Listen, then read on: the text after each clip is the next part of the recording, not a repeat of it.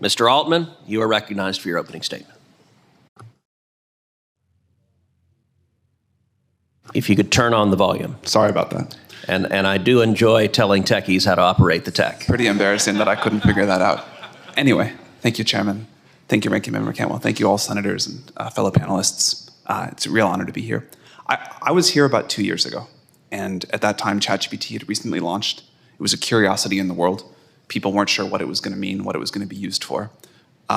Today, we've made significant progress. ChatGPT is used by more than 500 million people a week. I just saw yesterday that according to SimilarWeb, it's now the 5th biggest website on the internet globally, growing very quickly. But most of all, it's being used in really important ways. It's significantly increasing productivity. We hear scientists say they're 2 or 3 times more productive than they could be before. We hear people they're getting medical advice or learning in ways they couldn't before. And it's really, it's no longer this thing that was going to come in the future, but it's here now, and people are really using it. We're very proud to be one of the leaders of this. We're very proud that America is leading in AI so significantly. And I think that's critical. What Senator Cruz said about the importance of innovation in America, and that we have what happened with the internet, we have happen again. I believe this will be at least as big as the internet, maybe bigger. That needs to happen. For that to happen, investment in infrastructure is critical. I believe the next decade will be about abundant intelligence and abundant energy, making sure that America leads in both of those, that we are able to usher in these dual revolutions that will change the world we live in, I think in incredibly positive ways, is critical. I got to go to Abilene, Texas yesterday, where we're building out what will be the largest AI training facility in the world. It's coming along beautifully, super exciting to see. We need a lot more of that. There's a whole sort of AI factory, like a supply chain of energy chips, standing up data centers, building the racks and more.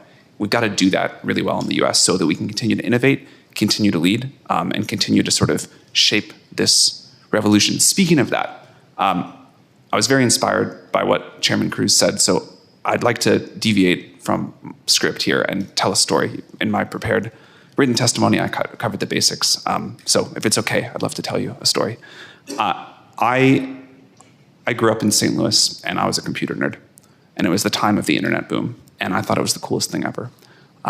We kind of lived in this beautiful old brick house in this suburb of St. Louis, and I lived in the attic, and I had this computer, and I would stay up all night, and I would learn to program, and I got to kind of use the internet, and it was like a crazy time of tons of innovation. All sorts of stuff was happening. It was amazing, and it was all happening here. All the internet companies were in the US. I used a Mac that was built here. I used chips that were started, near where I now live. And I learned about computers. I thought it was the coolest thing ever.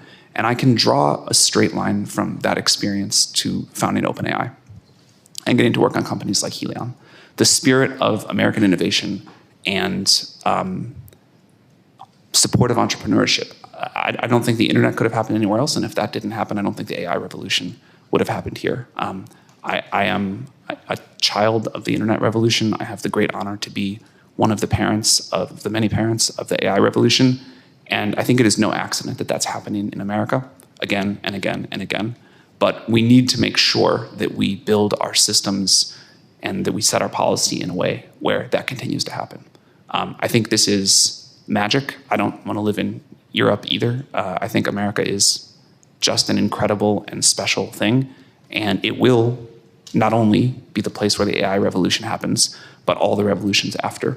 I was home visiting St. Louis recently, drove by our old house, and I kind of it was at night, and I looked up, and in that top floor window, the light was on, and I thought, hopefully there's some kid in there staying up late at night playing with ChatGPT, figuring out how he or she is going to start whatever company comes next, and whatever the next thing is after AI will happen here too. That is to me the magic of this country. It's incredibly personally important, and I hope it keeps going. Thank you very much for having me. What are the 5 words you need to see from our government to make sure we win this AI race? Allow supply chain sensible policy. So how do we encourage innovators, investment to happen here in America to ensure we win this race?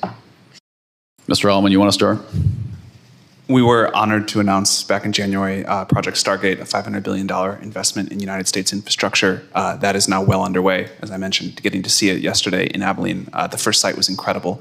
We need a lot more of that. We need certainty on the ability to build out this entire supply chain, build the data centers, permit the electricity. We'd love to bring chip production here, network production here, server rack production here. And I think the world does want to invest. We have a lot of global investment flowing into the US to do this. We also want to make sure that other countries are able to build with our technology, use our models, and sort of like be in our orbit and you know, use US diffusion of technology here. So that's really important. We need to make sure that the highest skilled researchers that want to come work at US companies can come here and do that. We need to make sure that companies like OpenAI and others have legal clarity on how we're going to operate. Of course, there will be rules. Of course, there need to be some guardrails. This is a very impactful technology, but we need to be able to be competitive globally. We need to be able to train. We need to be able to understand how we're going to offer services and sort of where the rules of the road are going to be. So clarity there, and I think an approach like the internet, which did lead to flourishing of this country in a very big way, we need that again. I'd like to continue that same theme generally about competitiveness. Do we need NIST to set standards? If you could just yes or no, just go down the line. I don't think we need it. It can be helpful. In the race for AI, who's winning, America or China? If the answer is America, how close is China to us? And what do we do to make sure the answer remains America will win? Mr. Altman, we'll start with you. It is our belief that the American models, including some models from our company, OpenAI and Google and others, are the best models in the world. It's very hard to say how far ahead we are, but I would say not a huge amount of time. And I think to continue that leadership position and the influence that comes with that, and all of the incredible benefits of the world using American technology products and services, the things that my colleagues have spoken about here, the need to win in infrastructure, sensible regulation that does not slow us down, this sort of spirit of innovation and entrepreneurship that I think is a uniquely American thing in the world. None of this is rocket science. We just need to keep doing the things that have worked for so long and not make a silly mistake. How harmful would it be to winning the race for AI if America goes down the road of the EU and creates a heavy-handed prior approval government regulatory process for AI? I think that would be disastrous. To give a more specific answer to your previous question, which I think touches on why it would be so bad, there are three key inputs to these AI systems. There's compute, all the infrastructure we're talking about. There's algorithms that we all do research on, and there's data. If you don't have any one of those, you cannot succeed in making the best models. And as Brad said, the way for America to influence the world here is to have the technology that people most want to use and most adopt. The world uses iPhones and Google and Microsoft products, and that's wonderful. Like, that's how we have our influence. We don't want that to stop happening. So systems that stop us on any of these areas, you know, if we have rules about what data we can train on that are not competitive with the rest of the world, then things can fall apart. If we are not able to build the infrastructure, and particularly if we're not able to manufacture the chips in this country, the rules can fall apart. If we can't build the products that people want, that naturally win in the market, and I think people do want to use American products, we can make them the best. But if we're prevented from doing that, people will use a better product made from somebody else that doesn't have the sort of, you know, that is not stymied in the same way. So it is, I am nervous about standards being set too early. I'm totally fine, with the position some of my colleagues took, that standards, once the industry figures out what they should be, it's fine for them to be adopted by a government body and sort of made more official. But I believe the industry is moving quickly towards figuring out the right protocols and standards here, and we need the space to innovate and to move quickly. Now, as I see it, the world has presented us with two paths. On one hand, the EU has chosen to regulate first and ask questions later. The GDPR is already limiting European access to the most capable AI models. On the other hand, China appears to be fast-tracking AI development, standing up large amounts of energy very quickly in an attempt to outcompete America. So I'd like to ask a few questions about how we can make sure we get the full benefit of this technology and accelerate its development. So first question, over the past year, we've seen many states, including California and Texas, consider their own AI frameworks, each one significantly burdensome in their own right. At the same time, our lead against China is shrinking to about only 6 months. So first of all, Mr. Altman, could you please sketch out what the world could look like if the U.S. were to have a patchwork regulatory framework, and how that could impact our competitiveness?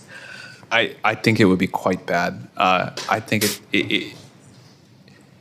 it's very difficult to imagine us figuring out how to comply with 50 different sets of regulation. And in many of these states, there have been, dozens of different bills proposed that I understand several of which could be passed. That will slow us down at a time where I don't think it's in anyone's interest for us to slow down. One federal framework that is light touch, that we can understand and that lets us, move with the speed that this moment calls for, seems important and fine. But the sort of every state takes a different approach here, I think would be quite burdensome and significantly impair our ability to do what we need to do, and hopefully you all want us to do too. Do you agree with that, all of you? I'm just going to ask some quick questions, that this is a huge issue of national security, economic security relative to China, and we as America need to win in that regard. Very important. Everybody nodding their head. And then I know that it had been touched, but is the consensus among the witnesses that we are ahead right now, but is kind of tentative lead? What would be, very quickly, we'll start with you, Mr. Altman. What's your assessment on that? I know we've already talked about it. I just want to set the context for some of the questions.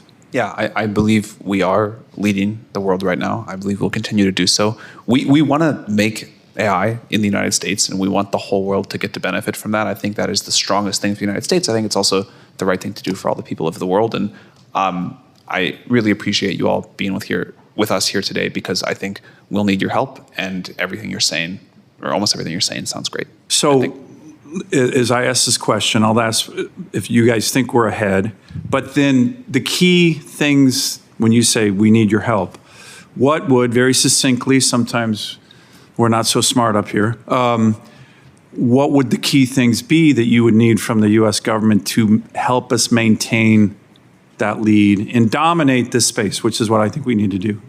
Mr. Altman, again, to you real quick on that. We've talked a little bit about infrastructure, but I think we cannot overstate how important that is, and the ability to have that whole supply chain, or as much of it as possible, in the United States. The previous technological revolutions have also been about infrastructure and the supply chain, but AI is different in terms of the magnitude of resources that we need. So projects like Stargate that we're doing in the US, things like bringing chip manufacturing, certainly chip design to the US, permitting power quickly, like these are critical. If we don't get this right, I don't think anything else we do can help. On the model creation side, we've talked about the need for certainty on our ability to train and to have fair footing with the rest of the world to make sure we can remain competitive. The ability to offer products under a reasonable, fair, light touch regulatory framework where we can go win in the market, because the products will be so key to the sort of feedback loops and making them better and better, and the ability to deploy them quickly and win at the product level in addition to the model and infrastructure and data area is really quite important. The ability to bring the most talented people in the world here, the most talented researchers. We have a ton in the United States. There's more out in the world. We should try to get them all here, improving models here. I think those are some of the specifics. How big a deal was DeepSeek? Is it a major, seismic, shocking development from China? Is it not that big a deal? Is it somewhere in between? And what's coming next? And let's, each of the four of you.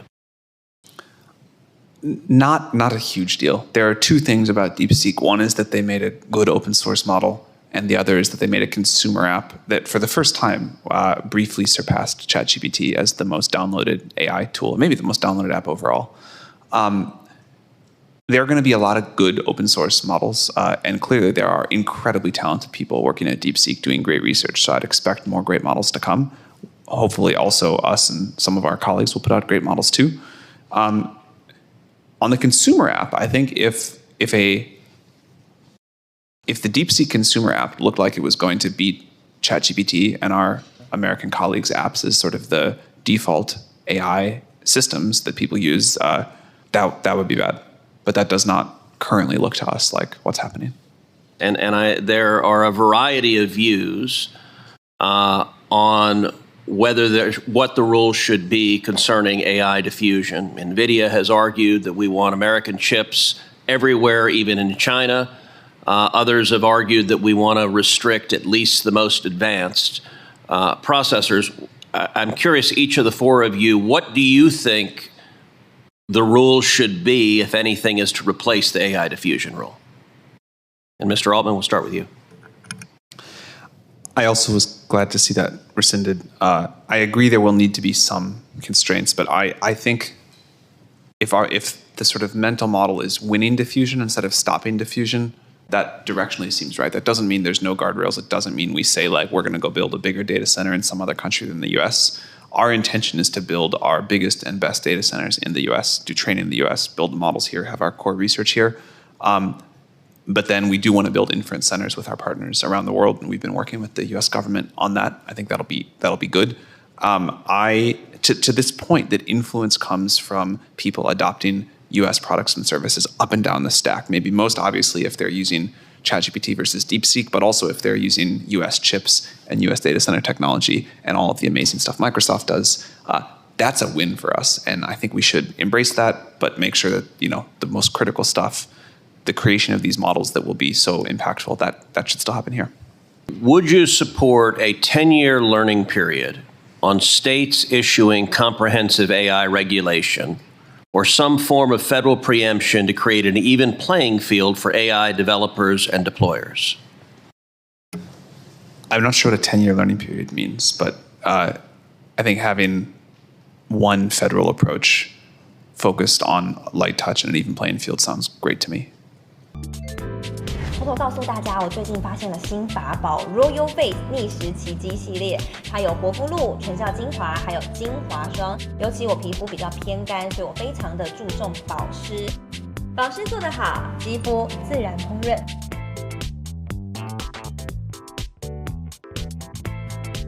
提亮肤色更年轻，抚平皱纹超有感，而且气色变好。 用心保养，每天都更美一点。